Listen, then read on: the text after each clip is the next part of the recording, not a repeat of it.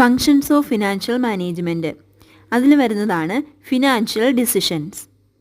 Financial ഡിസിഷൻസിനെ മൂന്നായിട്ട് classify ചെയ്യുന്നു: financing decisions, investment decisions and dividend decisions.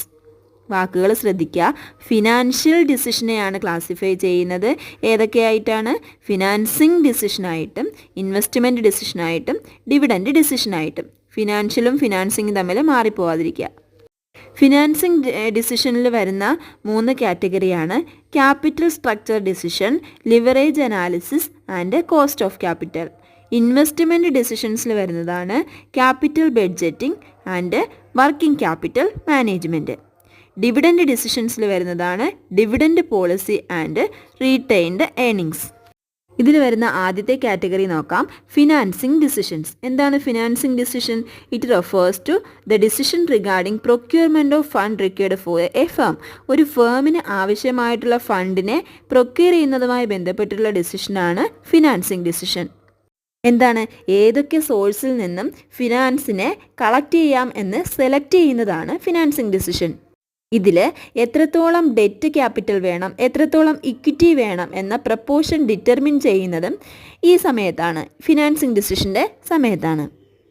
The financing decision is regarding the selection of best source to raise finance. പീരീഡിൻ്റെ അടിസ്ഥാനത്തിൽ ഈ ഫിനാൻസിനെ ഏതൊക്കെ സോഴ്സിൽ നിന്നും റൈസ് ചെയ്യാമെന്ന് നോക്കാം.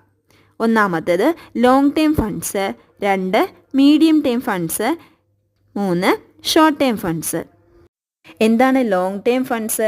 ഒരു ബിസിനസ് പുതിയതായിട്ട് സ്റ്റാർട്ട് ചെയ്യുമ്പോൾ ആ ബിസിനസ്സിന് എന്തൊക്കെ വേണം? ലാൻഡ് വേണം, ബിൽഡിങ്, മെഷീൻസ്, വെഹിക്കിൾസ് ഇവയൊക്കെ വേണം. ഇവയൊക്കെ വാങ്ങുന്നതിന് വേണ്ടിയിട്ടുള്ള ഫണ്ട്സ് എന്തായിരിക്കും? വലിയ എമൗണ്ട് ആയിരിക്കും. ഇങ്ങനെയുള്ള എമൗണ്ട് കളക്ട് ചെയ്യുന്നതുമായി ബന്ധപ്പെട്ടാണ് ലോങ് ടേം ഫണ്ട്സിൻ്റെ ഇമ്പോർട്ടൻസ് വരുന്നത്.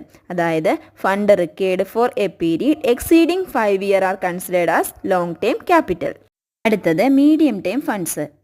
മീഡിയം ടൈം ഫണ്ട്സിൻ്റെ പീരീഡിൻ്റെ റേഞ്ച് എന്ന് പറയുന്നത് 1 വർഷം മുതൽ 5 വർഷം വരെ ആയിരിക്കും. ഇത് ആ ഫേമിൻ്റെ working capital needs, long time working capital needs meet ചെയ്യുന്നതിന് വേണ്ടിയിട്ടുള്ള ഫണ്ട്സ് ആയിരിക്കും. അടുത്തത് ഷോർട്ട് ടൈം ഫണ്ട്സ്. ഇവിടെ കവർ ചെയ്യുന്ന പീരീഡ് എന്ന് പറയുന്നത് നോട്ട് എക്സീഡിങ് 1 year ആയിരിക്കും. അതായത് ആ ഒരു ഫേമിൻ്റെ short time working capital needs meet ചെയ്യുന്നതിന് വേണ്ടിയിട്ടുള്ള ഫണ്ട്സാണ് ഷോർട്ട് ടൈം ഫണ്ട്സ്. അതിൻ്റെ കാലാവധി നോട്ട് എക്സീഡിങ് 1 year ആയിരിക്കും. അപ്പോൾ long time funds exceeding 5 years, medium time funds ranging from 1 to 5 years, short time funds not exceeding 1 year.